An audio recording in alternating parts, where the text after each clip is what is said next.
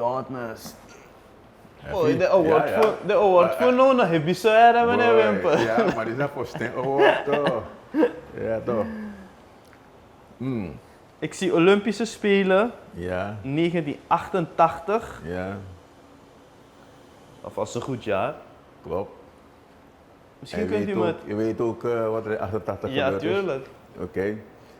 Maar misschien kunt u me uitleggen wat het is. Nou, het was een bijzonder jaar voor Suriname.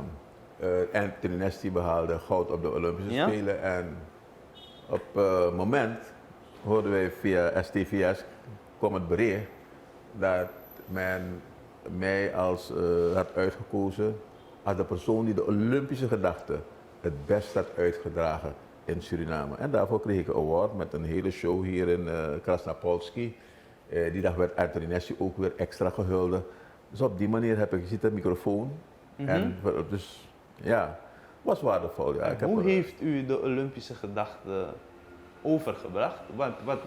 Wat hebben ze u gezegd dat u goed gedaan heeft? Of? Nou, hoe ze dat hebben beoordeeld, vraag me niet. Ik weet wel dat ik de organisatie had bij de STVS en ik heb het niet alleen gedaan. Dus in feite heb ik de kroon gehad, maar ik had een team, een heel sterk team. Ik had Rick McDonald, man die van zwemmen veel af weet. Oom Wil Axwijk, die sliep daar. Hans Prade en Desni. Dus het team was heel sterk. En we hebben ervoor gezorgd dat we eenmaal 24 uur in de ether waren. Eén, om de sport te promoten, maar ook de Olympische gedachte. Maar toch eventjes terug. Eenmaal 24 uur waren jullie aan? Ja. Hoeveel tv-stations waren er toen? 2? We hebben...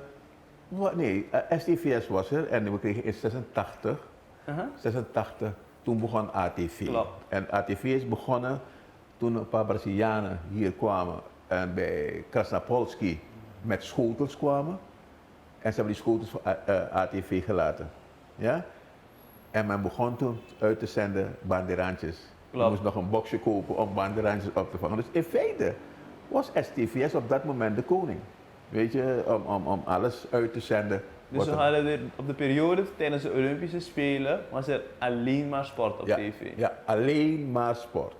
This is another Supreme production. Supreme TV. To entertain, to inform, to inspire.